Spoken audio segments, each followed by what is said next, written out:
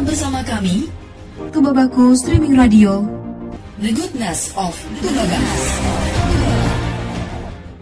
Untuk ibadah haji di Kabupaten Tulungbong Barat itu sendiri mengangkat tema Haji Ramah Lansia.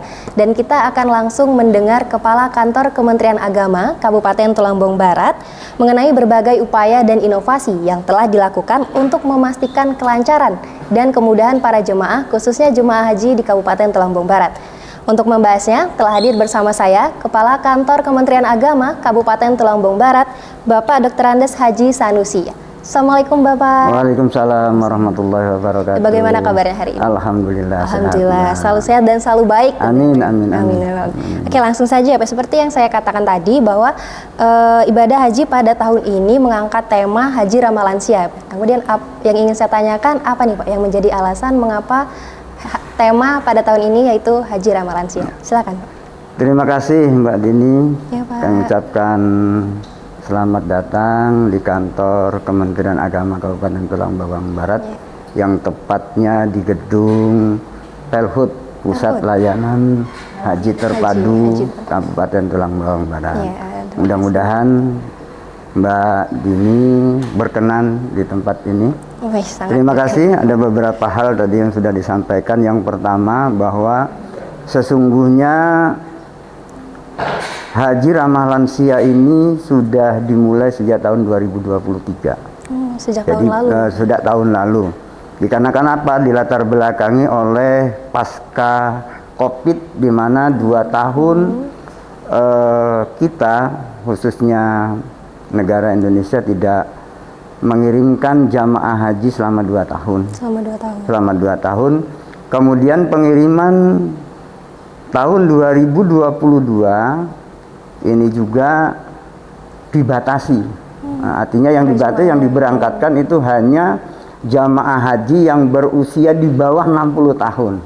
65 tahun, baru 65 tahun.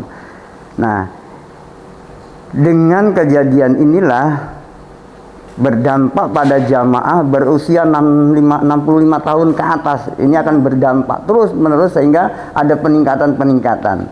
Dengan adanya 2 tahun tidak diberangkatkan, kemudian tahun 2022 diberangkatkan hanya 50% kurang lebih, dan itu pun usia dibatasi umur 65 tahun ke bawah, sehingga usia yang 65 tahun itu dia tidak jadi berangkat. Nah, ini kan akan ada penumpukan ini. Oleh karena itu pada tahun 2023 ini semakin banyak jamaah, sehingga pemerintah dalam hal ini membuat Ramah Lansia ini memberikan perhatian yang lebih dari sisi layanan kepada jamaah, baik layanan ibadah, kemudian juga teknis, proses pemberangkatan, proses ibadah, mulai dari tanah air sampai di proses ibadah di tanah suci. Nah, ini sangat luar biasa. Kemudian juga ini salah satu ikhtiar dalam rangka mewujudkan jamaah haji Ramah Lansia ini sebagai model layanan haji yang terus-menerus berkembang sehingga menjadi tren terus meningkat seiring dengan masa tunggu yang begitu panjang.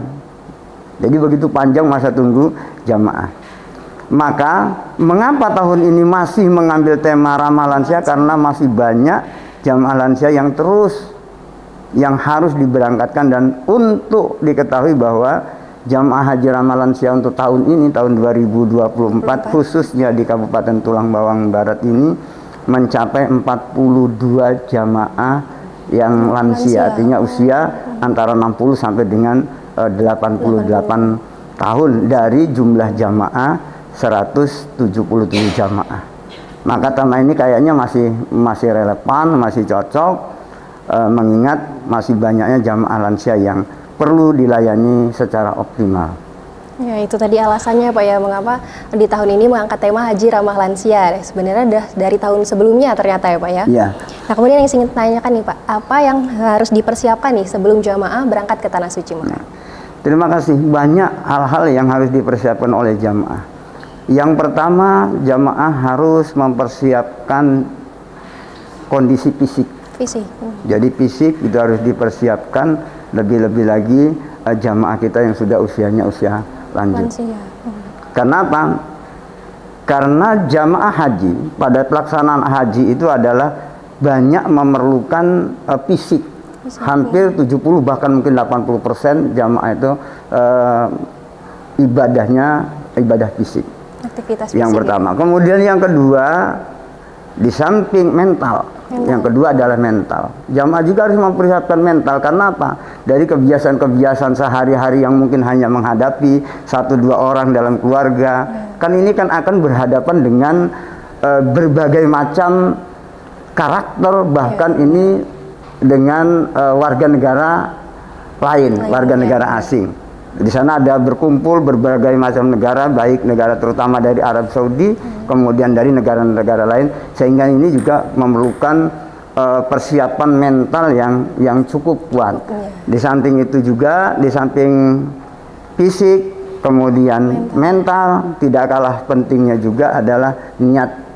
Jamaah itu harus betul-betul memiliki niat yang tulus dalam rangka ingin beribadah kepada Allah Subhanahu wa Ta'ala, dalam rangka ingin menyempurnakan supaya apa? Syarat rukun wajib haji betul-betul bisa dilaksanakan dengan baik, sehingga pada akhirnya jamaah kita bisa pulang mendapatkan predikat haji yang mabrur dan mabrurah. Ya, amin. Nah, kemudian nih Pak, berapa jumlah kloter jamaah untuk Kabupaten Tulambung Barat pada tahun ini, Pak? Kalau jumlah kloter kita, Mbak, Kabupaten Tulang Bawang Barat ini belum mencapai 1 kloter. Belum mencapai. Jadi belum mencapai 1 kloter, karena dalam 1 kloter itu 393 jamaah. Sementara kita jamaah haji Kabupaten Tulang Bawang baru 177 jamaah, itu ditambah dengan termasuk 1 PHD. PHD ini pendamping haji daerah yang kebetulan dipercayakan pada tahun ini kepada Bapak Jumantoro. Nah, kemudian kita kebetulan juga bergabung dalam rangka untuk memenuhi 1 kloter, bergabung dengan Kabupaten Waikanan. Oh, jadi dari Tulambung Barat bergabung dengan Kabupaten Waikanan. Nah, kemudian kita juga bergabung di kloter 46 JKG dari embarkasi Jakarta. Adapun jamaah kita dari 77 itu terdiri dari laki-laki dan perempuan. Laki-lakinya 87 dan perempuannya 90, artinya lebih banyak perempuannya. Nah, dari 177 itu tadi sudah saya sampaikan ada 42 jamaah yang lansia, yang berusia umur 65 tahun sampai dengan 88 tahun. Nah, kemudian berapa lama nih Pak para jamaah ini bisa mendapat giliran untuk berangkat ke Tanah Suci Mekah? Kalau untuk berapa lama masing-masing kabupaten kota, masing-masing provinsi itu berbeda. Berbeda-beda ya Pak? Nah, untuk tahun di kabupaten kuota di Kabupaten Tulang Bawang kita tidak memiliki kuota. Nah, kuota kita di Provinsi Lampung itu adalah kuota Provinsi Lampung. Jadi kuota Provinsi Lampung, sehingga perebutan dari kuota yang diberikan di Provinsi Lampung menurut data Siskohat itu 7.253 jamaah. Nah, ini diperebutkan sebanyak 15 kabupaten kota. Siapa yang mendaftar terlebih dahulu, itulah yang bisa berangkat. Nah, dia berangkat duluan, sehingga pada awal pelunasan kita sampai dengan pemberangkatan kita mendapatkan 170 jamaah itu, 177 jamaah itu yang bisa diberangkatkan. Ya, seperti itu. Nah, kemudian hal yang paling menarik nih Pak yang ingin saya tanyakan, siapakah jamaah yang paling tua nih di antara jamaah-jamaah yang lain di Kabupaten Tulambung Barat pada tahun ini dan berapa usianya? Terima kasih. Jadi usia yang tertua di kita itu jamaah atas nama Ibu Patonah bin Ahmad Ismail, yang kebetulan beliau lahir pada tanggal 14 Juli tahun 1935, yaitu usia yang tertinggi 88 tahun. Ini berasal dari Kecamatan Tulang Bawang Tengah dan kampungnya atau tiuhnya Tiuh Mulia Asri. Adapun untuk usia yang termuda atas nama Abdurrahman bin Sutrisno, di mana beliau lahir tanggal 19 Maret tahun 2004 atau tepatnya berusia 20 tahun. Ini berasal dari Tiuh Totokaton, Kecamatan Gunung Terang. Nah itu tadi ya Pak ya, ada yang lebih tua dan ada yang lebih muda tentunya. Nah kemudian nih Pak, mengapa lebih memprioritaskan lansia nih dibandingkan dengan jamaah yang lebih dulu mendaftar? Iya. Ya. Berdasarkan Mbak, jadi kita tidak memprioritaskan ya. Ada yang namanya memprioritaskan dibandingkan dengan jamaah yang mendaftar lebih dahulu. Mendasari mandatori Undang-Undang Nomor 8 Tahun 2019 bahwa terkait dengan pengisian kuota haji, Menteri diberi kuasa untuk memprioritaskan jamaah lansia dari usia yang paling rendah. Tadi sudah disebutkan usia paling rendah itu adalah 65 tahun ke atas dengan pengaturan-pengaturan secara tertentu. Kenapa dikatakan pengaturan-pengaturan tertentu? Karena tidak semua jamaah yang lansia atau berusia di bawah 65 tahun secara reguler, pemerintah juga berhak mengatur kebijakan sesuai dengan peraturan yang berlaku. Untuk perlu diketahui bahwa prioritas jamaah pada tahun 2023 dan 2024 ini memiliki syarat tertentu, minimal jamaah lansia yang bisa diberangkatkan itu dia sudah mendaftar paling tidak 5 tahun sebelum dia diberangkatkan. Nah, dia jadi 5 tahun sebelum diberangkatkan itu dia sudah mendaftar, bukan bahasa kita ujuk-ujuk besok daftar kemudian berangkat, tidak, tapi dia sudah 5 tahun, dan ini pun harus sesuai dengan urutan usia dari mulai yang tertua sampai dengan usia yang termuda. Untuk usia termuda yang pada tahun ini adalah usia 86 tahun. Jadi mungkin dari yang tertua umur berapa, mungkin ada yang juga mungkin 100-an atau mungkin. Nah, untuk tahun ini kita termasuk di Kabupaten Tulang Bawang ini adalah usia yang termuda itu adalah umur 86 tahun yang bisa yang menjadi prioritas pemerintah untuk menjadi jamaah lansia. Nah, jadi tidak semua yang usia dari 65 tadi dia sampai dengan paling muda untuk lansia tahun ini adalah 86 tahun. Untuk tahun ini Provinsi Lampung itu berdasarkan Siswohat ya, ada 284 jamaah lansia, dan termasuk kita yang di Kabupaten Tulang Bawang Barat yang kemarin bisa melunasi itu ada mendapatkan 11 jamaah haji lansia dari Tulang Bawang Barat. Sehingga dari 11 itu ada beberapa yang melunasi dan ada yang tidak melunasi. Dan alhamdulillah 5 orang jamaah lansia yang bisa melunasi sehingga tahun ini bisa diberangkatkan untuk melaksanakan ibadah haji. Ya, apakah ada perbedaan mengenai pelayanan ibadah haji bagi lansia dan orang pada umumnya? Ya, terima kasih Mbak. Ini sudah disiapkan kopi Mbak. Diminum dulu boleh, kopinya. boleh, terima kasih. Oke. Ya. Terima kasih Mbak Dini, bahwa adakah perbedaan layanan antara jamaah haji biasa dengan jamaah haji lansia? Pada prinsipnya tidak ada perbedaan Mbak. Tidak ada. Akan tetapi ada hal-hal yang mungkin perlu perhatian khusus kepada jamaah-jamaah haji lansia.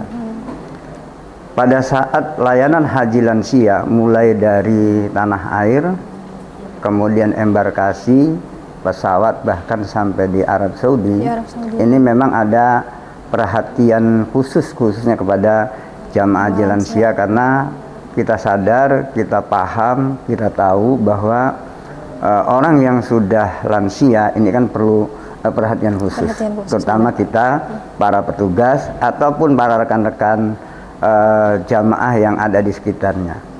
Salah satu di antaranya yang diberikan perhatian khusus kepada jamaah haji lansia mulai dari tanah air atau dari sejak pemberangkatan.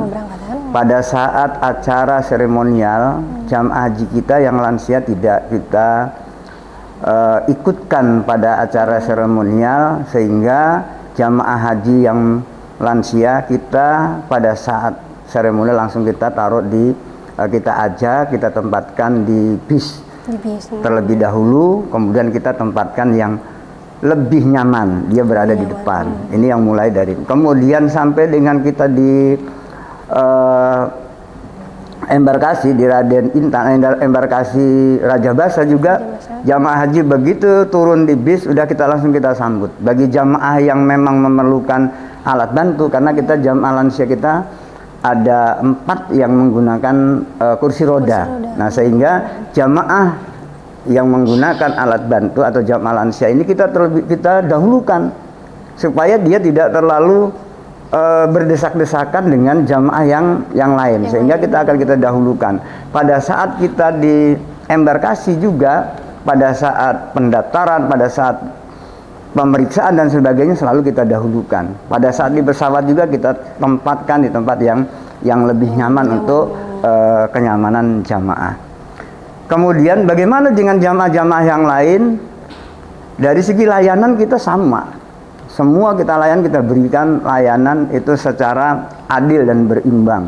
Supaya apa? Supaya jamaah kita juga merasa nyaman, terutama di kloter kita itu kan Mbak ada 5 petugas ya, ada yang namanya ketua kloter, kemudian ada yang namanya binbat atau bimbingan ibadah, kemudian ada paramedis itu ada dokter dan 2 orang perawat, kemudian ditambah kita ada 1 PHD itu adalah pembimbing haji daerah, pendamping haji daerah.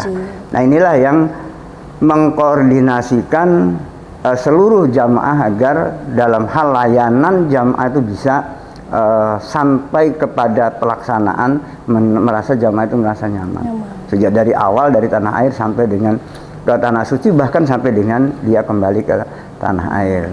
Nah, itu. Jadi nggak ada layanan hanya sifatnya layanan yang diberikan penghormatan kepada jamaah haji lansia.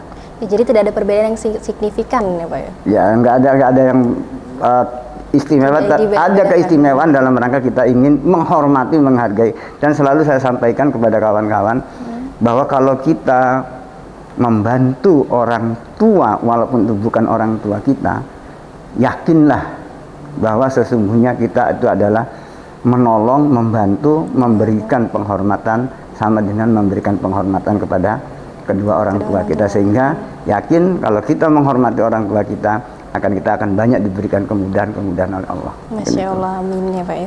Nah, kemudian apakah ada kemudian yang dapat membantu nih Pak jamaah lansia dalam proses ibadah haji? Membantu jamaah lansia dalam proses ibadah haji. Ini bagaimana dengan jamaah yang masih awam, kemudian proses perjalanan haji, apakah Kementerian Agama bisa menjamin proses ibadah? Kalau untuk menjamin proses ibadah, Mbak, kayaknya bukan kita juga. Ya, kita nggak berani juga loh menjamin nanti jamaah itu menjadi baik atau tidak. Tapi paling tidak untuk jamaah yang awam, yang tidak ada satupun, kita tidak bisa satupun ada yang menjamin gitu bahwa nanti bahwa ibadahnya akan bagus dan sebagainya. Akan tetapi yang bisa dipahami bahwa pemerintah ini mempunyai kewajiban, ya, kewajiban kepada seluruh jamaah yang berhak berangkat untuk hanya kepada jamaah yang awam, tetapi kepada seluruh jamaah. Jadi kita memberikan layanan itu bukan hanya kepada jamaah yang awam aja, tapi kita kepada seluruh jamaah. Kita perlakukan yang sama. Mulai dari berangkat, kemudian dia juga mendapatkan hak untuk pembinaan, kemudian dia juga untuk mendapatkan layanan, kemudian juga dia berhak mendapatkan perlindungan. Jadi ketiga tugas utama itulah yang diberikan oleh pemerintah yang harus kita jalankan. Ada yang namanya layanan, kemudian juga pembinaan. Nah, ini pembinaan ini mulai dari secara bertahap, mulai dari tingkat kecamatan, kemudian tingkat kabupaten, ada juga yang dilakukan oleh KBIH dan sebagainya. Ini dalam rangka untuk memberikan pemahaman kepada jamaah yang awam.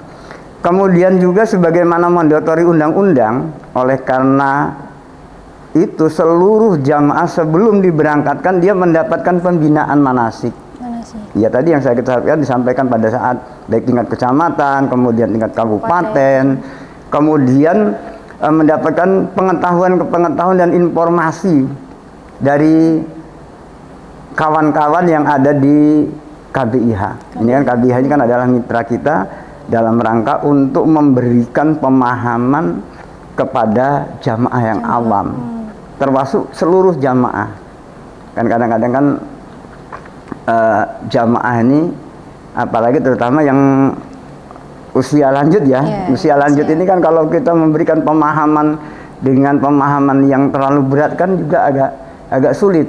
Nah, sehingga ini perlu adanya koordinasi antara dari Kementerian Agama, kemudian mungkin ada penggiat perhajian, kemudian ada dari KBIH. Nah, dalam hal ini jamaah juga diharapkan untuk dapat mempersiapkan diri juga, mempelajari manasik atau mengikuti pelatihan-pelatihan sebagaimana baik sebelum keberangkatan di luar jatah dari pemerintah yang telah disediakan. Jadi jamaah itu diberikan kewenangan, keleluasaan untuk tetap menimba ilmu tentang manasik haji. Iya, supaya karena kita nggak ada bisa menjamin jamaah itu nanti. Apalagi Pak bisa nggak menjamin menjadi haji yang mabrur, dan itu terletak kepada pribadi masing-masing jamaah. Iya. Nah, kemudian Pak, apakah ada jamaah lansia yang tidak didampingi nih Pak oleh keluarganya? Nah, terima kasih Mbak. Apakah ada jamaah yang tidak didampingi oleh jamaah, oleh keluarganya? Di Kabupaten Tulang Bawang Barat ini secara umum khusus untuk lansia tadi yang kita sampaikan, ada beberapa jamaah yang kebetulan ada yang didampingi. Kemudian juga ada beberapa yang tidak didampingi. Nah,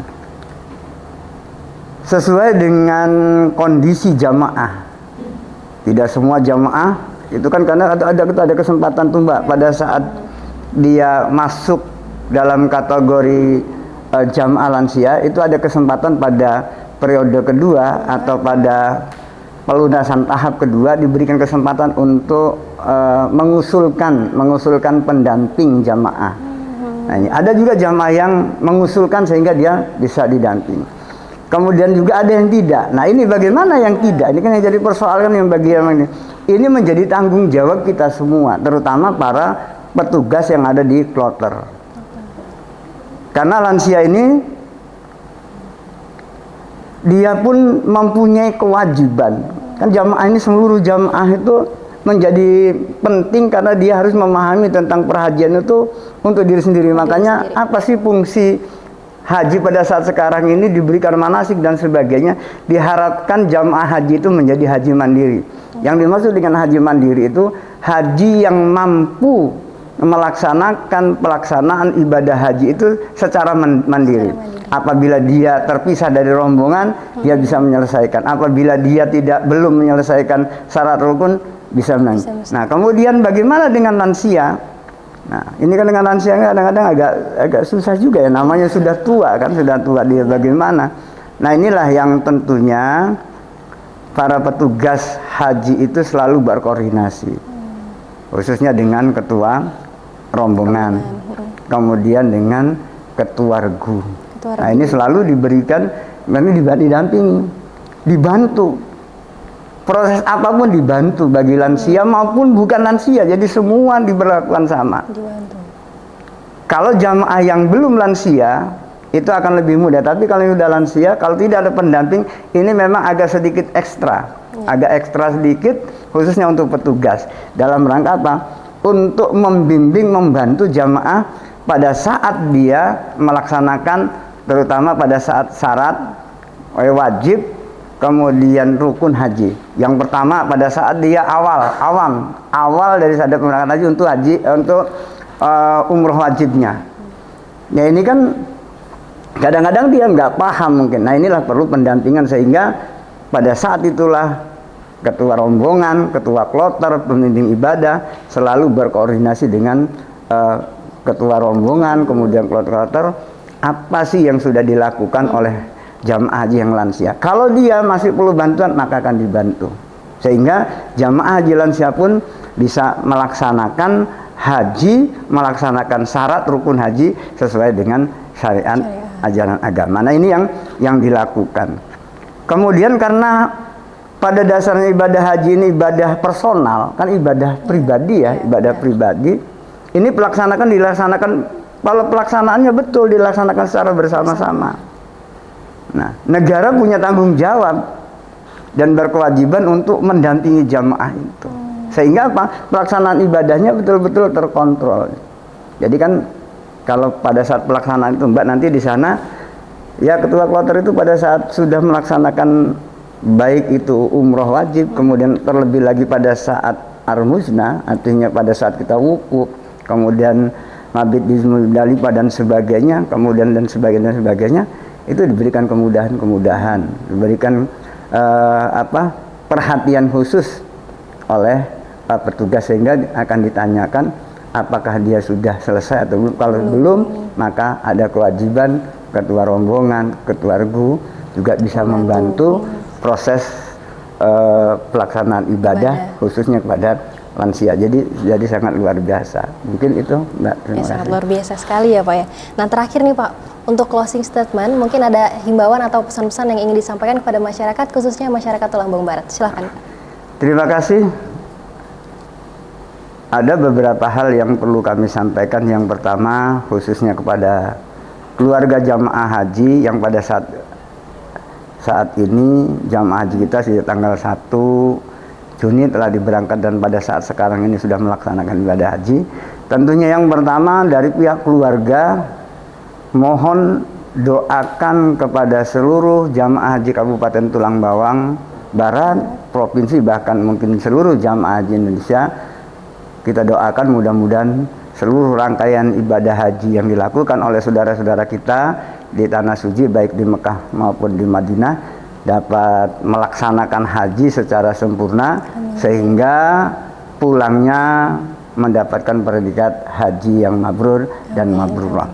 Kemudian untuk yang kedua kepada kita sekalian, bagi Bapak Ibu, saudara-saudara sekalian yang pada saat ini belum berkesempatan untuk mendaftarkan haji, ya kami menghimbau, kami mengajak di usia yang mungkin masih relatif lebih muda untuk segera mendaftarkan diri daftar haji.